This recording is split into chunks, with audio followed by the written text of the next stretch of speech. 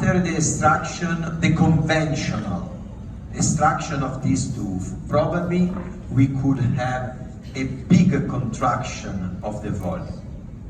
We could lose the minimal quota of the bone that we had coronally, because if you look at this zone, one second that I hope to find, okay. If you look at this zone, the thickness of the bone is very, very, very thin.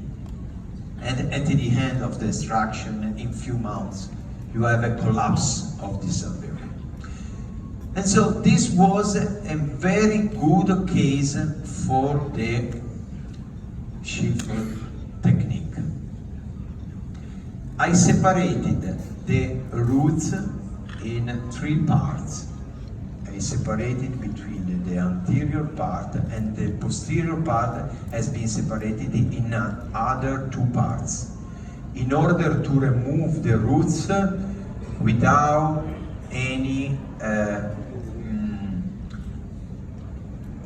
effort or without any uncontrolled movement. I wanted to remove them with the mucotomo, with the osteotomo, but very gently. And so I separated the roots in this way. I removed the posterior part, and then I removed part of the coronal. Oh my God, where is the pointer? Doesn't work. I removed part of the coronal residual roots and placing the new level 2 millimeters below the gum. 2 millimeters below the gum. But then there is, after the reduction of the volume, you can see that there is a square corner between the horizontal and the vertical part of the roots, that you have to model in order to have a smoothness or rounded surface, like on the right. And so I left the anterior part of the roots with its border has been modeled millimeters below the profile of the gum, and that I created with a rounded shape. Then I perform the osteotomies. I placed the implant, and I felt the gap between the implants and the residual root that I left in adhesion, in the natural adhesion with the periodontal fibers. And this is the image after the surgery. This is the X-ray in which you can see a modest residual part of the root.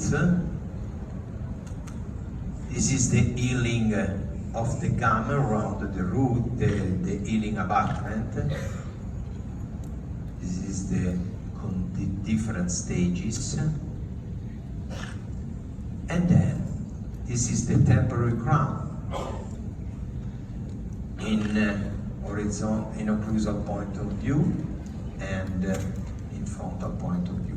You can see that the profile of the gum is stable, but not only immediately after the surgery. I waited in order to understand if this procedure works correctly.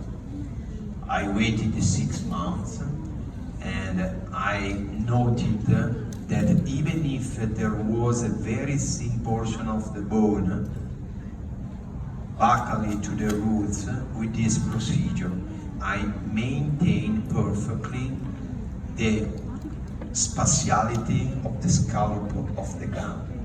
And the surgery that I perform is very simple. I change the modality of the extraction of the tooth. I define correctly the surgical case at which I can apply this shield technique, but then I didn't perform any particular grafting, any particular bone regeneration. I didn't use absorbable membrane. I didn't perform a connective tissue grafting.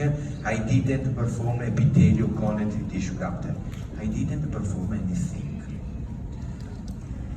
So I conclude this first part. In the afternoon we will speak relating these other two topics.